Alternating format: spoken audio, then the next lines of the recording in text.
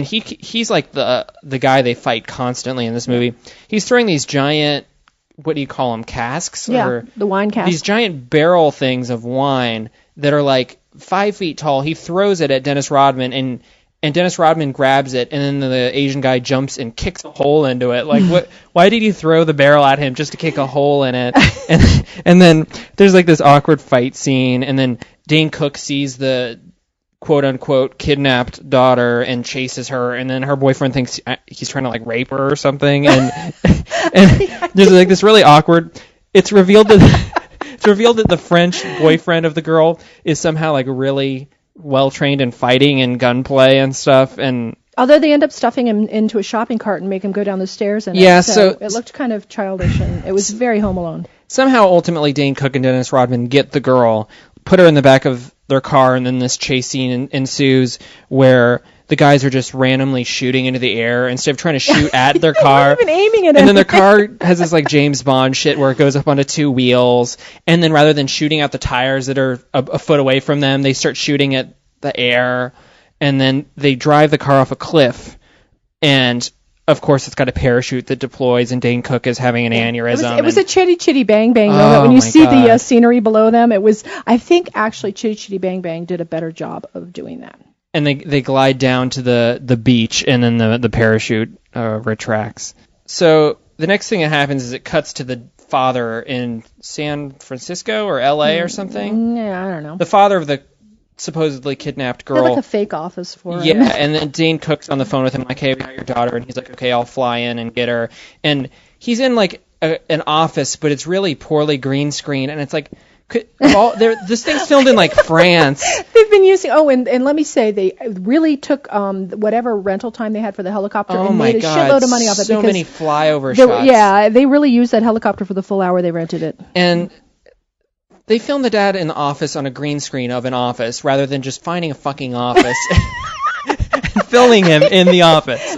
Like, it's really difficult to find an office. And all these motorcycles and cars and knight's armor and everything. Then, for no reason, it cuts back to the deal again between the most interesting man on earth and the gay guy.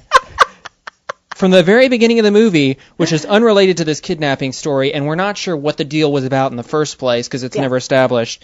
And they make the deal, and it turns out the most interesting man on earth has a laser, which is like the most cliche James Bond kind of. He's got a laser, and he's like, okay, here's the laser, and then he gives him. Does he even give him anything in exchange for it? No, I don't think so. He's just like, here's a laser. That's right. He's like, don't ever talk to me again. And he turns around, and the gay guy pulls out a gun, and he goes, don't turn your back on me. And then he shoots him in the back of the head. Yeah. And then, or wait, no, he doesn't kill him though, because he comes back later. No, yeah, he winged him, I think, but he shoots at him. Yeah. And then all of a sudden, clowns burst out of every like vehicle that was parked nearby. There's like it looks like a armored truck that just opens up and all these clowns come out. Oh yeah. And the guy that's leading the charge looks like Marilyn Manson or something. Yeah, he does. And so. Or Alice Cooper, maybe. Yeah. So. Oh wait, but when the gay guy leaves, he like explodes the compound, which doesn't make sense now that I think about it, because that Dos Equis dude was in there, but they use him later. He comes up later. It looks like he's shot in the back of the head, and then his like fortress explodes, and then later he's like calling somebody on the phone or something. Then they had him dangling. Remember? Yeah. They use him as like collateral. Yeah. Oh, God. So they kind of kill him, but not really. And then, for some reason, Dennis Rodman decides he's going to go on a date with the tranny Swedish girl. For whatever reason. And she's already on a date with somebody, and he literally just physically pushes the guy out of the way, and then when she turns around and is like, what are you doing here? He like slips under her arm into her open apartment. Yeah, and she doesn't see it, even though she's this great techno fighter. And there's like a 7-foot black dude, and he just like ducks under her arm into the apartment. And perhaps one of the best fight scenes in the entire movie. Oh my since God. They end up fighting each other's clothes off, basically. Yeah, they fight their clothes off. It's like this undressing fight scene where he's ripping her dress apart, and it tears, and she's like, that's a $2,000 gown, and he's like, it looks better with it off, and like, and she rips his shirt off, and somehow they end up over at her bed, and the bed has a giant lighting rig over it with all, I mean, like this huge Yeah, rack, like yeah. you would have it like a concert in a stadium. And like a clear blow-up mattress over top of the bed, and the fight goes on the bed, and they're like in their underwear at this point. Oh, but then, no, wait, cue the techno music. Right, no, she hits the button. There's literally a button on her bedstand that she hits it, and a strobe starts going, and techno Matrix-esque music starts pumping, and then there's like this really weird strobe sex scene that gave me a headache. Ew, yeah, that was really, I did not need to see that. Then we cut to Dane Cook with the monks in the catacombs playing poker. Oh, yeah. Because it always falls back on these monks. It's like, we need a good transition between these two scenes. Oh, let's just put a little scene with the monks. You know what scared me, though, was the way they edited that, because in the middle of the sex scene, all of a sudden the monks are there, and I thought they were watching the sex. No, it's like sex, strobe, and then boom, silence, and Two they're playing monks sitting poker. there staring. You know? And they're sitting side by side playing poker in clear view of everybody's hand. There's just not a lot of forethought that went into the just basic structure of these scenes. And to think this is supposed to be the CIA agents, like, smart men that help him. I mean, that's really they're terrifying. supposed to be like the tech guys. So the girl escapes out the bathroom, which Dane Cook says he left her in there for 2 hours, like that was totally normal. Right. And the boyfriend's escaping with her. Then someone beats up the boyfriend. I don't even know who it was. Was it the gay guy's men, or was it the... Oh gosh, I don't even remember. He got beat up so many times. Some guys catch them and beat up the boyfriend and take the girl, and it's the gay guy's men, because there's all the clowns on the motorcycles. Okay, was the Asian there? And the Asian was because there. anytime you get harassed by the motorcycle makeup man, Asians. you have to fight the Asian. I think that's the theme of the movie. You must at some point he's fight the Asian. The final boss of every battle. So one of the dirt bike, everybody leaves and they have the girl, and one of the dirt bike guys is hanging behind, and he sees Dane Cook stumbling like out of a trash can in the street. Yeah, what? and Dane Cook goes into the church. So dirt bike guy busts down the church door with his motorcycle and rides the dirt bike into the Apparently, church for pews. some reason, these guys cannot take their ass off their motorcycle. I know. It must remain they don't on believe it no matter in walking. They have to stay on the motorcycle. They're going through really like tight quarters, and they it's go down a labyrinth. Yeah, they go down the labyrinth and the catacombs and everything, and they're going into a computer room, and they refuse to get off the motorcycles, and they're shooting everything up with Uzis. And they just will not get off these motorcycles, and they're looking for a disc, and yet they're just gunning down. They blew up the whole room. Yeah, the whole room's on fire. This whole computer room, and then they're surprised when they can't find a disc. Could get off the bikes. And then, why did Rodman go to that office building where they held the Dos Equis guy hostage? I have no idea what made him even think of going to that building. Somehow Rodman goes to this business building, like a high rise, yeah. And the music is trying to build it up to be really tense, but we don't really know why he's there or what he's looking for, so there's not really any tension being built. And then the Dos Equis guy swings down on like a rope. He's tied up with a grenade in his hands, like a live grenade in his hands, and the gay guy comes up to the balcony and he's like talking about give me the disc or whatever, and they blow up they shoot that Dos Equis guy in the head, and he drops a grenade, and Dennis Rodman catches the grenade. Oh yeah, I love that. He throws it back up at them before it explodes. That was brilliant. So then there's like a fight scene. Oh wait, isn't that the point where he slid down the pole stripper in the building? pole move? So there's this like fight scene across this building, because this whole movie is one long fight scene basically, and he dumps soapy water on the ground to make the guy slip and slide. Very very Home Alone. He puts soapy water on the ground, and like 6 separate guys slip on the water and fall down. It's like, come on. I like when he took the time to put the butane tank thing into the microwave and turn it on. I'm thinking, you know how long that took just to try to divert guys for 1 second? He hides in a fridge, like the scene with the velociraptors in Jurassic Park in the kitchen. That was it. It was absolutely the same one. He hides in a fridge like the girl does in Jurassic Park. And there's like 6 guys standing around it.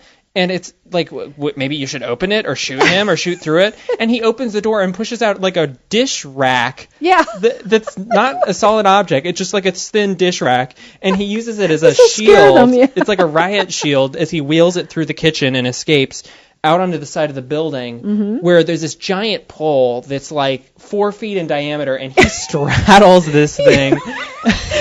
But it gets better because he's riding down the side of the building on the pole using his thighs while shooting with his hands. He's gripping this thing with his thunder thighs. Those thighs. Shooting up. Poor Carmen Electra. No wonder. And and slides down, jumps through a canopy, lands on a table, and then escapes. Meanwhile, Dane Cook and the two monks are trying to escape these dirt bike clowns in the catacombs, and there's like this is like it's out of Wacky Races or some like old cartoon. Yeah. He's like, or a Scooby-Doo episode. Yeah, he's like, this tunnel goes to the escape route to the beach, but this tunnel goes to quicksand. Good thing we took the right tunnel. And of course they're in the tunnel with quicksand. Like people build tunnels with quicksand in them.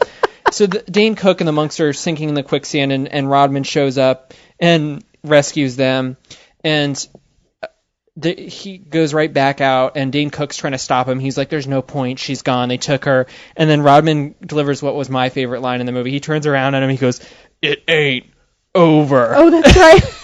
I've got to tell you, this movie had some amazing lines, too. Because, I mean, there was one point where Rodman said, capiche? And then Dane Cook said, no thanks, I'm not hungry. Now, that's a typical line from the movie. That's a structure for a lot of the exchanges. Oh, I like this one. Rodman, this is my favorite Rodman line, the whole one. Tell me before I go Picasso on your ass and rearrange your face. Yeah, that's at the beginning. Oh, man. It doesn't get better than that. So, Dane Cook and Rodman are going to go get the girl, I guess, or get the laser. I don't know if they get the disc, the girl. I don't know. They're going to go do something that will lead to a fight scene and fight the Asian. Or not Italian. He seems Italian. The French boyfriend, yeah, who's like ripped, shows up and holds a gun to them as they're getting their guns together to go rescue the girl. And Dennis Rodman does this little move and rips the gun out of the boyfriend's hand and then puts like a laser scoped gun in place of it in his hand while it's still pointing at Dennis Rodman's face. And Dane Cook's like, what are you doing? And like he's freaking out, and they the dad finally shows up in France, the dad of the kidnapped girl that was never really kidnapped, and gives the guy who was in the office that didn't really exist. In the green screen office. Yeah. Yeah, that guy. So he shows up in a cemetery and makes the exchange his daughter for the CD. Well, he gives him the CD, and they're like, we're going to go make sure that's the right CD before we give you your daughter back. That's next. This deal does not fully go through yet, and it cuts to the monk, the fat white monk, in a pasture out in the, like... Yeah, he's in a pasture. But there's an Italian man there. He's not even French. Was he Italian? Yeah, he was speaking Italian.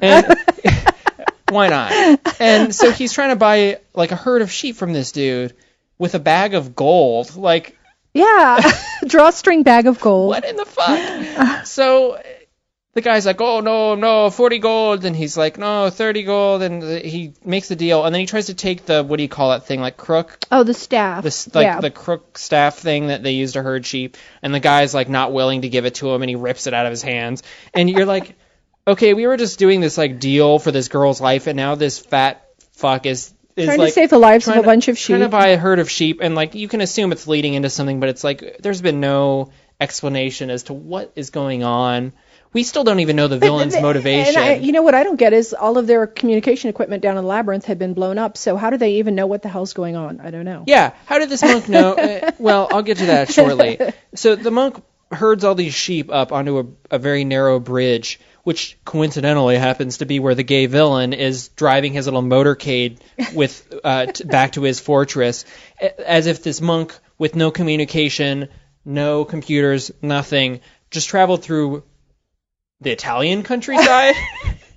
He hopped over to Italy, a bridge to bought France. some sheep, walked the sheep to a bridge that just happened to be the bridge where the villain was going, right at the same time, and the villain's little clown dirt bike guys get all worked up, and then Rodman shows up, and there's a big fight scene, because there's always fight scenes every 2 minutes. You know what I don't get is why the motorcycle guys let a bunch of sheep keep them from just roaring right through the bridge. I'm not quite sure. They stop and get considering they have no consideration for anyone. So he starts shoving guys off the bridge with his little cane thing, and Rodman's shooting from some balcony or something.